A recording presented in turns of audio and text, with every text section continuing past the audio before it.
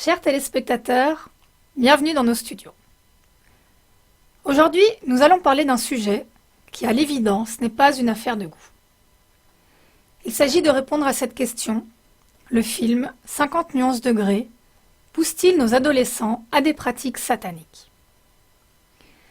L'adaptation cinématographique du livre 50 nuances degrés, vendu à plusieurs millions d'exemplaires, a célébré sa première en février 2015 lors du festival international La Berlinale.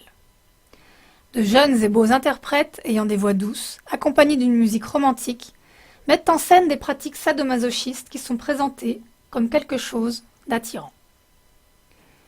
Les pratiques sadomasochistes ont une dominance pathologique associée à la volonté de faire du mal aux autres ou à soi-même.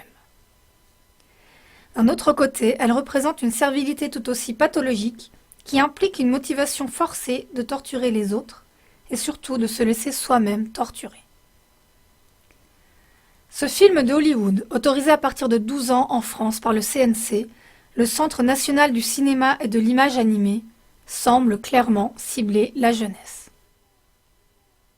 Si le prétexte de l'art cinématographique est utilisé pour que les jeunes soient de plus en plus dirigés vers un niveau plus bas et empreint de sexualité débridée, d'atrocités perverses et de pratiques sataniques, alors la question se pose de savoir à quoi sert tout cela.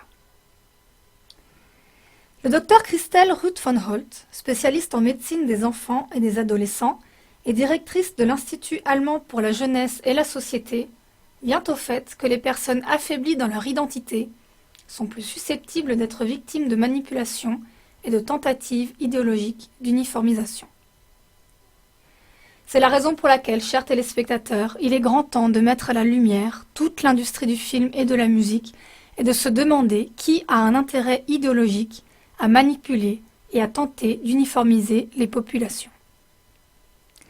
Le marché de la perversion et de la sexualisation de nos jeunes a énormément augmenté ces dernières années.